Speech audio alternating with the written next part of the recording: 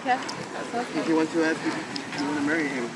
But he's gonna get crazy. I've already got a boyfriend. I know, we know, but...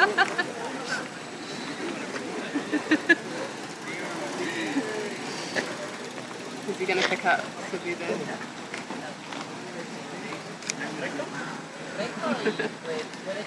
Hello! Gustavo! you have a question for her.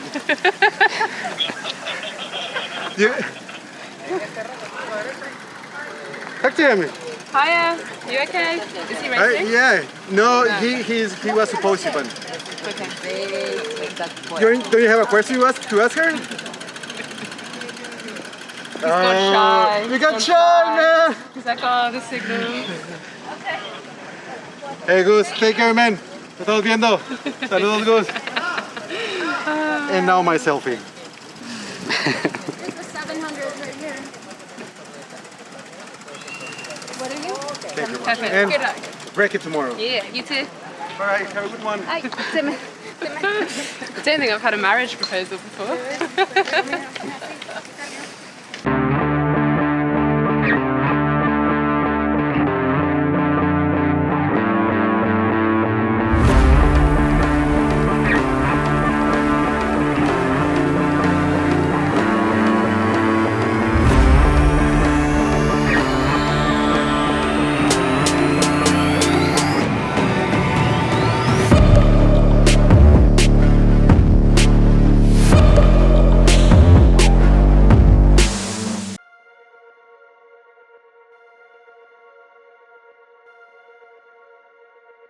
It's been a pretty good day. Had a little swim this morning.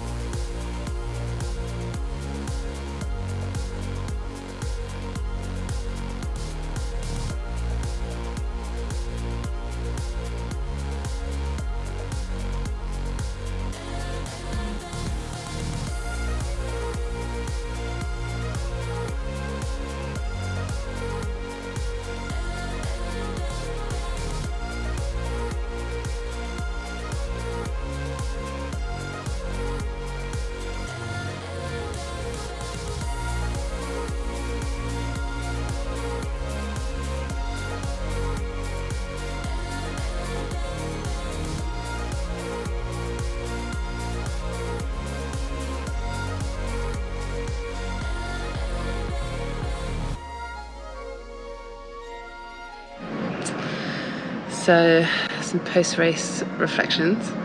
I've slept on it. Yeah, thought it would probably be a little bit too raw if I tried to do anything yesterday. But yeah, race as a whole, I think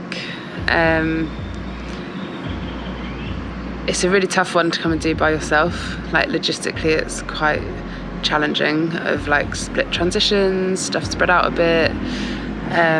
Yeah, I found it quite hard being here solo. So I guess for other people, I would suggest having support out for this race in particular. Race morning, yeah, woke up normal kind of time, had my rice, all good.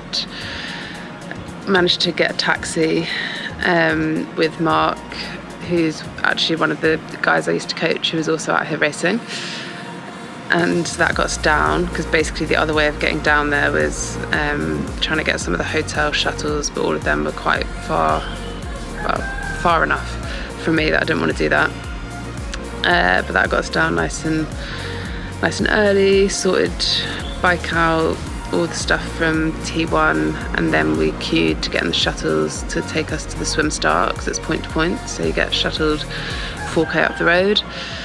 That was pretty, so they were being really slow with setting the shuttles off, and I was obviously starting to get a bit antsy of, kind of need to get there, get my stuff sorted, not be in a rush.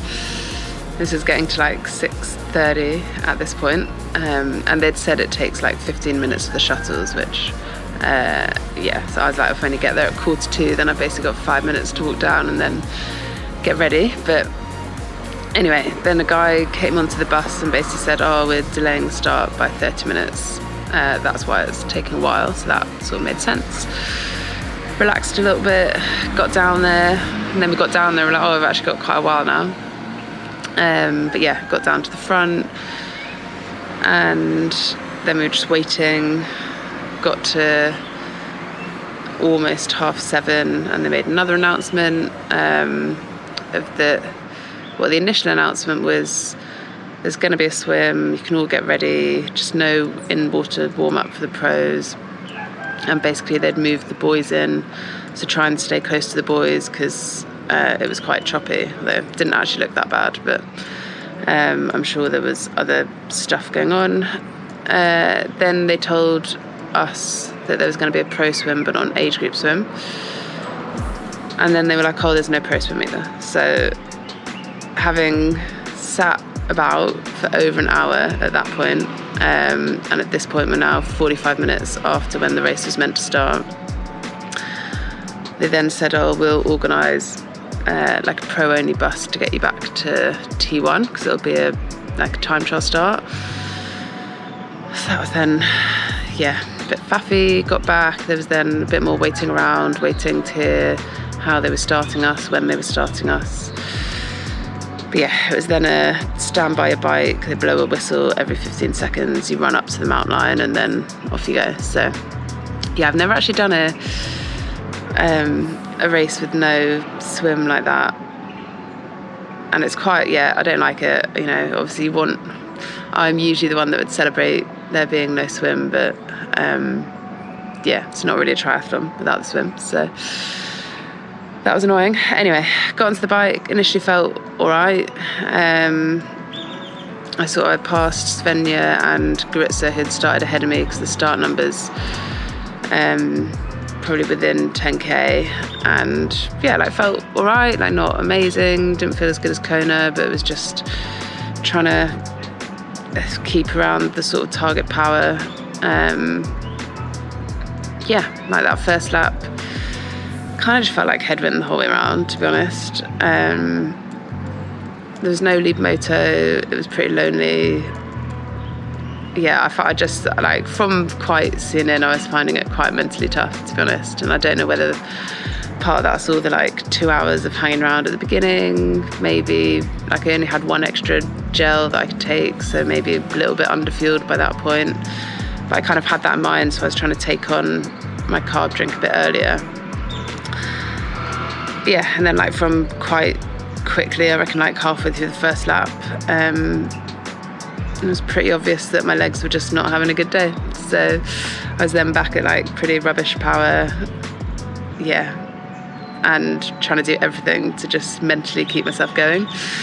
One of those days where I could have quite happily just pulled over and stopped at pretty much any point, but I was like, you can't just DNF for no reason, that's stupid.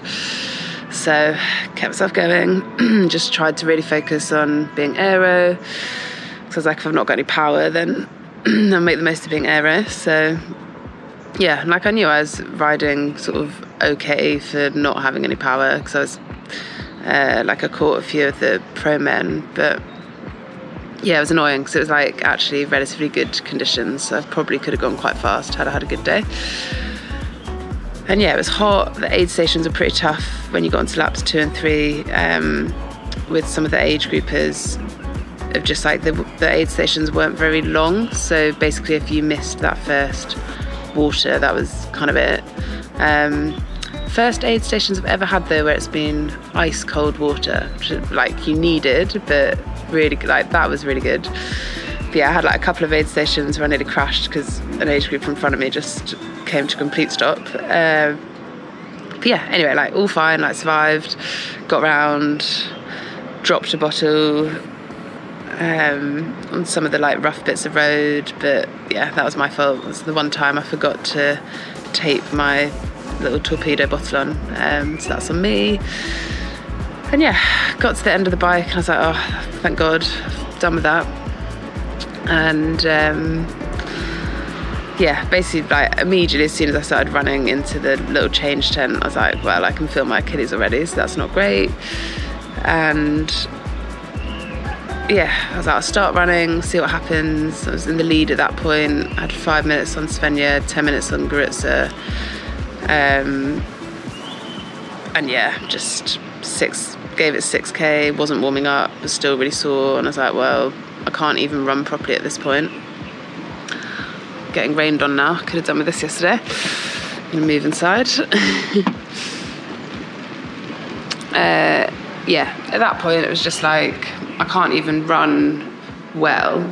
Like, had it been sore but I'd been able to run, I probably would have potentially given it a go. But yeah, I couldn't even run at like a decent speed. So yeah, it's like there's no point just keeping going and making it worse for no reason. Like, yeah, at that point I was like, I'm not running fast enough that I'm going to stay on the podium.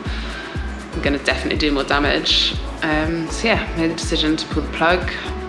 It's never an easy decision. It makes you feel pretty shit about yourself because I don't know, you always have doubts of like, could I have finished? Should I have finished?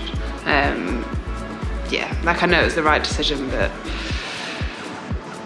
still not an easy one, especially after this season.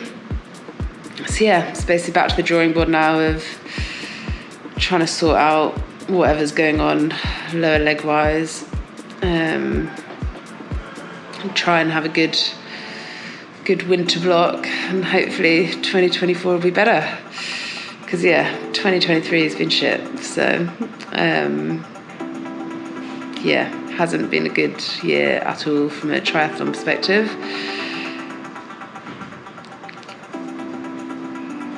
And yeah, it's just, yeah, try and work out what to do differently, if there's something biomechanically going on or not, and